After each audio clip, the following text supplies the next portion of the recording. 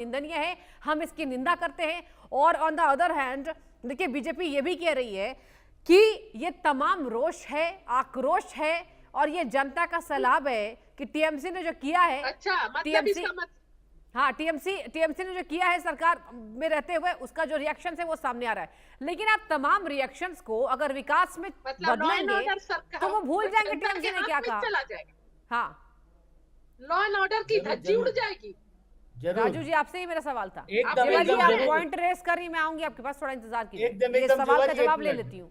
एकदम आप जो कह रहे हैं विकास की ओर, एकदम विकास की ओर बढ़ना हाँ चाहिए। देखिए जनता मैं- रिएक्ट कर रही है, पत्थर फेंक रही है अगर और अंडे फेंक रही है, तो जनता में जो आक्रोश है वो जनता के आक्रोश को ठंडा कर दीजिए।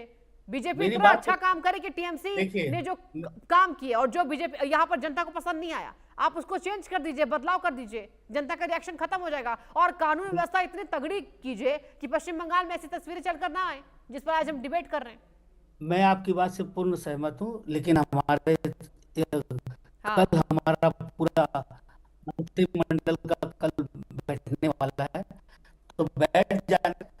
आप जो बात बोल रहे दावे के साथ, मैं भी आपके साथ पूर्ण सहमत हूँ। हमारा कानून व्यवस्था आप बोल रहे इस उद्योग की, इसके लिए ठीक है जेबा जी, देखिए आपसे सवाल मेरा होगा, बीजेपी ने आश्वस्त कर दिया कि गिरफ्तारियां हो रही हैं और गिरफ्तारी के साथ साथ यहां पर कानून व्यवस्था को ठीक करने की पूरी कोशिश बीजेपी कर रही है, लेकिन टीएमसी के द्वारा क्या जो तमाम यहां पर आरोप लगाए गए, क्या आपको वो सच लग रहा है जेबा जी? एकदम देखिए ये सब आरोप है, ये तो हर चीज में फेलियर है। आप देख लीजिए जहां पर बंगाल की बात रहे, देश की बात रहे, हर जगह फेलियर है। और ये एक तरफ से थ्रेटनिंग है सारे विपक्ष के लीडर्स के लिए, चुप रहो नहीं तो कुटाई होगी, मार खाओगे।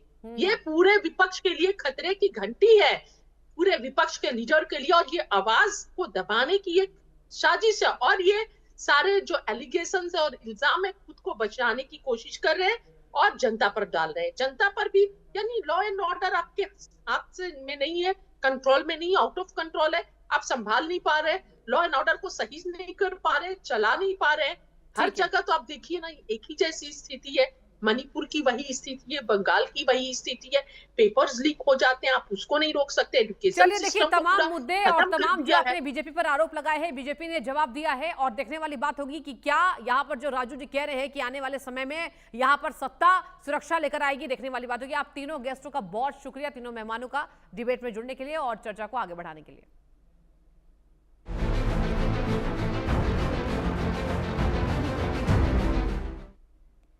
चलिए आगे बढ़ते हैं। बंगाल में ऐतिहासिक जीत दर्ज कर सत्ता में आई बीजेपी की शुवेंदु अधिकारी सरकार अपना पहला बड़ा मंत्रिमंडल विस्तार करने जा रही है। कल यानी सोमवार सुबह 11 बजे राज्य सचिवालय नबन्ना में एक भव्य समारोह होने जा रहा है, जहां राज्यपाल RN रवि बंगाल सरकार के 35 नए मंत्रियों को पद और गोपनीयता की शपथ दिलाएंगे। 9 मई को मुख्यमंत्री शुवेंदु अधिकारी के साथ सिर्फ 5 मंत्रियों ने शपथ ली थी, लेकिन अब सरकार प्रशासनिक स्तर पर अपनी टीम को फुल प्रूफ और मजबूत करने जा रही है। सूत्रों के मुताबिक कैबिनेट विस्तार में उत्तर बंगाल, महिलाओं और पिछड़े समुदाय को भारी तवज्जो मिल सकती है। कयास इवन ये भी लगाए जा रहे हैं कि पूर्व राज्यसभा सांसद स्वपन दास गुप्ता से लेकर अभिनेता रुद्रनील घोष तक को बड़ी जिम्मेदारी मिल सकती है। यानी कि कल मंत्रिमंडल विस्तार होगा और बीजेपी की ये तमाम तैयारी आपने देखा होगा, केवल 5 मंत्रियों ने शपथ ली थी और अब अपने पद की गोपनीयता की शपथ लेते कल नजर आएंगे तमाम मंत्री। शुवेंदु अधिकारी ने 9 मई को बंगाल के मुख्यमंत्री पद की शपथ ली थी। कोलकाता के ब्रिगेड परेड ग्राउंड में आयोजित भव्य शपथ ग्रहण समारोह में राज्यपाल RN रवि ने शुवेंदु अधिकारी को मुख्यमंत्री पद की शपथ दिलाई थी। उनके साथ 5 अन्य नेताओं ने भी मंत्री पद की शपथ ली थी। बंगाल की बीजेपी सरकार में शुवेंदु अधिकारी के साथ किन किन नेताओं ने शपथ ली थी, आप स्क्रीन पर देखिए, जो हम आपको स्क्रीन पर दिखा रहे हैं। अभी 5 मंत्री शुवेंदु अधिकारी बतौर मुख्यमंत्री, दिलीप घोष हैं, अग्निमित्रा पॉल हैं, अशोक कीर्तनिया हैं और ये तमाम मंत्री आपको बता दें निश्चित प्रामाणिक, खुदीराम टुडू। इसके साथ आगे बढ़ते हैं और कल जो मंत्रिमंडल विस्तार होने वाला है, चर्चा इस बात पर भी होगी क्योंकि कहा यह जा रहा है कि बड़े नेताओं को भी इसमें मौका मिल सकता है जिन्होंने बंगाल में मेहनत की है चुनावों के दौरान। राजनीतिक जानकारों का यह मानना है यह विस्तार सिर्फ मंत्री बढ़ाने का मामला नहीं है, बल्कि बीजेपी सरकार के अगले 5 साल के रोड मैप का संकेत है। अब ऐसे समय में टीएमसी के कई नेताओं के रुख को लेकर चर्चाएं हैं। बीजेपी अपनी सरकार को और मजबूत संदेश देना चाहती है। शुभेंदु अधिकारी की कैबिनेट विस्तार के सियासी मायने क्या हैं, वो भी आपको हम दिखाते हैं। देखिए, सरकार को विस्तार मिलने वाला है, प्रशासनिक बोर्डा कम होने वाला है, नए पावर सेंटर बनेंगे और विपक्ष को एक तगड़ा राजनीतिक संदेश देने की तैयारी सरकार की है, यानी कि शुभेंदु सरकार की है, जो अभी अभी चुनकर बंगाल की सत्ता में काबिज हुई है। मुख्यमंत्री ममता बनर्जी, पूर्व मुख्यमंत्री, और जिस तरीके से यहां पर हराया गया है, अब पश्चिम बंगाल में सबकी नजरें टिकी हैं विस्तार को लेकर। और चलिए ज्यादा जानकारी लेंगे, मेरे संवाददाता रैनिक दत्ता ग्राउंड जीरो से लगातार हमें रिपोर्ट दे रहे हैं। रैनिक, आपके पास आते हुए रैनिक, ये बताइए कल कौन कौन से वो बड़े चेहरे हैं जो हम देख सकते हैं और कितना बड़ा बदलाव होगा? बंगाल का क्या इतिहास बदलने जा रहा है? जो टीएमसी का इतिहास था उससे कितना अलग इतिहास बीजेपी सरकार का? रैनिक, एकदम देखिए, एक बड़ा बदलाव जो है वो पश्चिम बंगाल में कल सुबह 11 बजे देखने को मिल सकता है, क्योंकि देखिए ऑलरेडी पश्चिम बंगाल में 5 मंत्री हो चुका है। और अभी जैसे कि बीजेपी का सूत्र के हवाले से खबर है कि कल सुबह 11 बजे लोक भवन में राज्यपाल के हाथ से ही 35 जो मंत्री वो अभी ओथ लेंगे और शपथ लेंगे, ऐसा बीजेपी का सूत्र के हवाले से खबर मिल रहा है। और उसके साथ साथ अगर देखा जाए, ये जो 35 मंत्री होने जा रहा है पश्चिम बंगाल में, ये मंत्री जो मंत्रिमंडल है, इस मंत्रिमंडल में आपको 2-3 चीज देखने को मिलेगा। पहला तो है कि पश्चिम बंगाल का कोलकाता बेस्ड मंत्रिमंडल नहीं होगा। देखिए, इसके पहले अगर 15 साल का बात किया जाए तो मंत्रिमंडल में मैक्सिमम जो लोग था वो कोलकाता या कोलकाता सराउंडिंग जो एरिया है, सॉल्ट लेक, दमदम, ये जो एरिया है, इस एरिया से ही जो मंत्री है वो मंत्री देखने को मिला था। साउथ कोलकाता बेसिस मंत्रिमंडल था, ऐसा बीजेपी की तरफ से आरोप लगाया जा रहा था। मगर इस बार पश्चिम बंगाल का हर एक कोना, नॉर्थ बंगाल से लेकर साउथ बंगाल, हर एक कोना से पश्चिम बंगाल में मंत्रिमंडल में लोग आ सकते हैं, ऐसा सूत्र के हवाले से खबर मिल रहा है।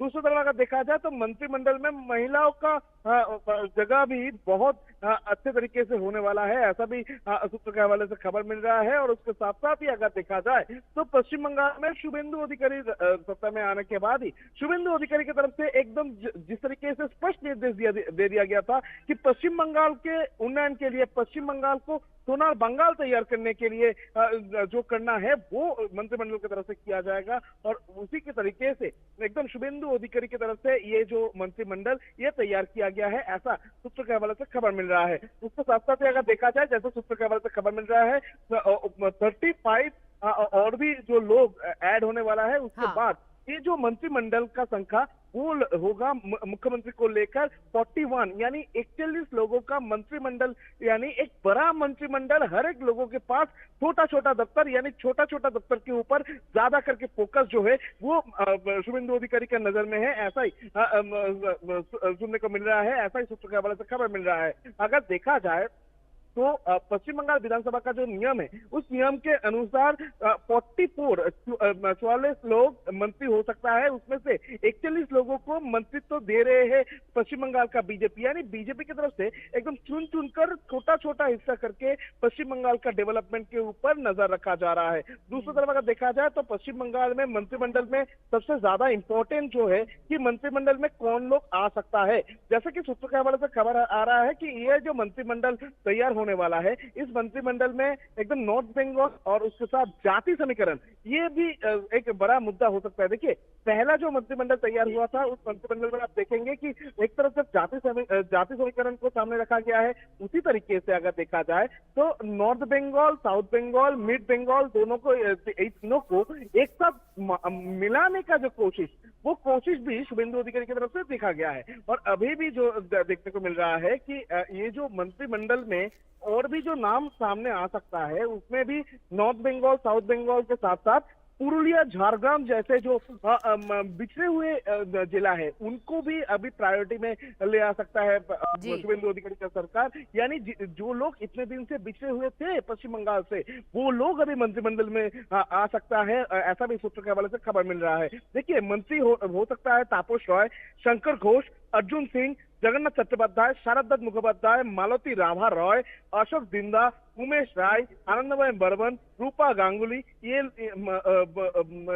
रुद्रनील घोष, ये सब लोगों का नाम जो है वो अभी सामने आ रहा है कि इन लोगों का नाम ये मंत्रिमंडल में रह सकता है। और जिस तरीके से लगातार महिला सुरक्षा को लेकर सवाल उठा था, पुलिसिंग को लेकर सवाल उठ रहा था, तो ये फिलहाल देखना होगा कि ये जो मेन दफ्तर किसको जाता है, हेल्थ सेक्टर किसको जाता है। और मेनली अगर देखा जाए तो पश्चिम बंगाल में जो शिक्षा को लेकर दुर्नीति का आरोप उठा था, उस शिक्षा दफ्तर किसके हाथ जाता है, वो इसके ऊपर भी अभी नजर रखना पड़ेगा। फिलहाल बीजेपी की तरफ से जो सूत्रों के हवाले से खबर मिल रहा है कि 35 जो नाम कल शपथ लेने वाला है, कल सुबह 11 बजे के अंदर ही राजभवन में पहुंच जाएंगे। राजभवन में 11 बजे से शपथ ग्रहण जो अनुष्ठान वो चालू होगा और राज्यपाल के हाथ से जो शपथ जो है वो 35 जो नया मंत्री उनकी तरफ से लिया जाएगा।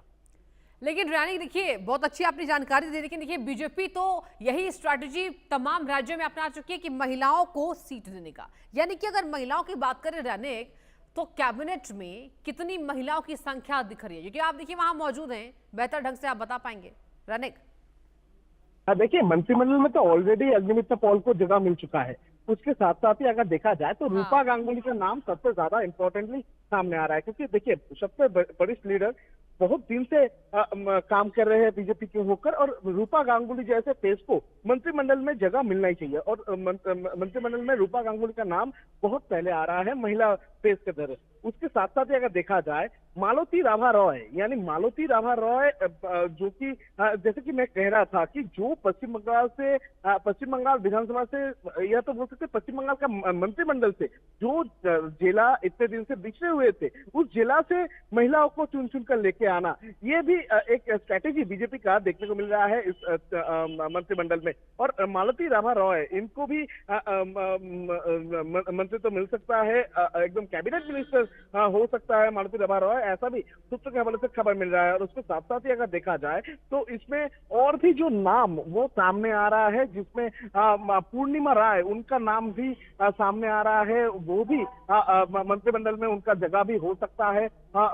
ऐसा बहुत सारे महिला पेस जो है उनको अभी इस मंत्रिमंडल में जगह मिल सकता है, ऐसा भी सूत्रों के हवाले से खबर है। बिल्कुल। और रानी ये भी बताइए, जिस तरीके से देखिए आपने इसकी जानकारी दी थी पूरे विस्तार से कि यहाँ पर जातिगत समीकरण को साधने की बीजेपी कोशिश करेगी, क्योंकि राज्यों में इसकी जरूरत भी है और ये तमाम स्ट्रैटेजी जो पार्टियां है वो अपनाती है। इसको लेकर क्या विशेष जानकारी, कुछ बदलाव हुआ है रानिक? देखिए जातिगत समीकरण को तो एकदम प्रायोरिटी लिस्ट पर सबसे आगे बीजेपी की तरफ से रखा गया है। अगर देखा जाए तो पश्चिम बंगाल में जब शपथ ग्रहण समारोह हो रहा था, एकदम प्रधानमंत्री के सामने जो शपथ ग्रहण समारोह हो रहा था, उस मंच से एकदम पश्चिम बंगाल का 5 जाति को एक साथ मिलाने का कोशिश शुभेंदु अधिकारी की तरफ से दिखा गया था, और शुभेंदु अधिकारी किए भी थे। एकदम एक तरफ जब अग्निमित्र पॉल, दूसरी तरफ दिलीप घोष, इधर एकदम राजवंशी संप्रदाय से एकदम निश्चित प्रामाणिक, उनको ले आया गया। खुदीराम टुडू को एकदम झारग्राम से उठा के ले आया गया, यानी आदिवासी जो संप्रदाय है उनको जिस तरीके से प्रायोरिटी लिस्ट में ले आया गया है। उसके साथ साथ ही अशोक कीर्तनिया, अगर देखा जाए तो मथुरा संप्रदाय का